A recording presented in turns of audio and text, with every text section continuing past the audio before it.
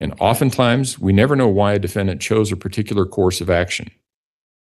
However, that does not mean that they did not intend to undertake a course of action. Sometimes, as in this case, the likely explanation is anger. An 11-year-old boy with burns who feels that he's not being taken care of. An 11-year-old boy on the verge of being a teenager. Those of us who have lived through people or kids that were teenagers, we know how that is. It is not hard to imagine Gannon saying something, "You're not my mom. I want my mom. I want my dad." And that would be enough to make you really angry. But anger is not an excuse. A defendant is responsible for the choices they made and the actions they undertook, even though those choices arose out of or were motivated by anger. It's clear that you hated and were jealous of Landon Bullard. You saw yourself as a better mother than she was. It's clear from the evidence that you had some resentment from being left with Mr. Stauch's children. It's clear you had some resentment toward Mr. Stauch because he traveled as part of his job. Some of that manifested as early as Al's assignment in Alaska when you made allegations against the people in his unit. That caused Al to have to return from Alaska. And in one of the phone calls that were played for the jury, you talked about having to take care of his kids while he was away and what a good mother you were. It's clear you felt trapped. You wanted out. You were searching for a new job and a new location in Florida. Mr. Stauch had been gone on his new assignment for less than 2 days when the fire in the basement occurred. I can imagine that you saw your whole future consisting of taking care of Mr. Stauch's children while he was off doing his thing, and that's not the future that you wanted. I can imagine Gannon, at some point after he sustained his burns, telling you wanted his real mom and how that comment would have made you angry. You took your frustration and anger for the marriage, the child care, the absence of Al, and even living in Colorado. You took all of that out on Gannon. The evidence suggests you first stabbed Gannon repeatedly, 18 times. Based on the number of defensive wounds, he was clearly conscious for some of that. He was certainly gravely wounded.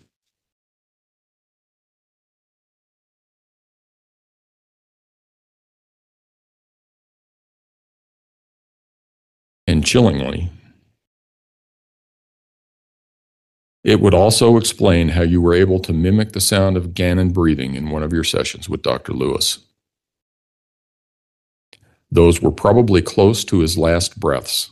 He was dying but not dead. The evidence could also lead one to conclude that he either fell or rolled off the bed where you shot him in the head and then beat him with the butt of a gun or a baseball bat.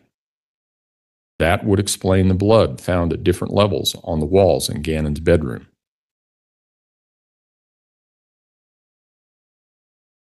I'm also reminded of the look you had on your face when you slipped your handcuffs while being transported back to Colorado and attacked Deputy James. I shudder to think that that was probably the last thing that Gannon saw before he died. You have shown no remorse throughout this process. Instead, you've made a choice to build a web of lies. When you gave an interview to Detective Jessica Bethel on January 29 of 2020, you told her you lied to her about Gannon running away and that he was actually taken by a guy named Eduardo. When you explained that to Detective Bethel, you said you needed to lie because you didn't want to face the consequences.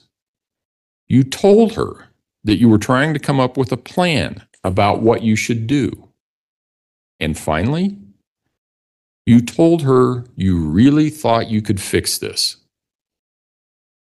I think that's true. You lied because you didn't want to face the consequences. You needed to come up with a plan to fix this, and that plan involved covering up what you had done. It involved lie upon lie. But you slipped up at various points and let kernels of truth escape. In one conversation with Mr. Stauch, you told him the FBI needed to close the borders of Colorado, needed to close I-95. I-95 doesn't go through Colorado. It's an interstate that runs along the entire eastern seaboard. It's also not far from where you dumped Gannon's body. When questioned by Detective Bethel, you told her that Mr. Stauch might also make up some kind of story about you coming at him with a knife. You said you would never use a knife like that. Yet Gannon was stabbed 18 times. Your actions in this case also show a very conscious attempt to avoid responsibility in this case. You started out with the story that Gannon had run away. You gave some hints that it might be related to bath salts or drug use by Gannon. You stayed with that story until you were called into EPSO for an interview. You knew they weren't going to buy the story that Gannon ran away. Then you came up with the abduction. And you stayed with some iteration of that for a long time. But all of those versions had one thing in common. You were always the victim. In one, you're beaten and raped and Gannon was abducted. In one, someone stole Gannon out of a truck in the parking lot. In another, you let someone drive Gannon to a hospital to take care of a head injury that he had after falling off a bike. In all of them, you could claim it wasn't your fault. You were just in the wrong place at the wrong time. Then you got arrested. You stuck to the story that it was someone else that took Gannon. During the hours that you spoke with Special Agent Grusing, he told you he thought sometimes good people do bad things and sometimes it's an accident. Then they found Gannon's body. Then you saw the mountain of evidence against you. And this is a mountain the size of Everest. What was your position after that? Well, it was an accident. And you, Letecia, didn't even do it. It was Maria Sanchez. You carefully crafted your new story to continue to avoid responsibility. It also allowed you to take advantage of the out that Mr. Grusing and Mr. Stauch suggested much, much earlier when they asked you if this was an accident. Now it was an accident. Your Maria Sanchez personality shot Gannon by mistake because she thought he was an intruder in a cape. Multiple personalities is not credible in this setting, as regardless of how many personalities you have, you only have one body. I have presided over cases where a mental disease or defect prevented a defendant from remembering the course of events, including the commission of the crime. Without exception, those defendants have been terrified when contacted by law enforcement because there was a period of time in their lives that they could not account for. Their body may have sustained an injury, and they don't know how it happened. They may have some new object in their house or on their person, and they have no idea where they got it from.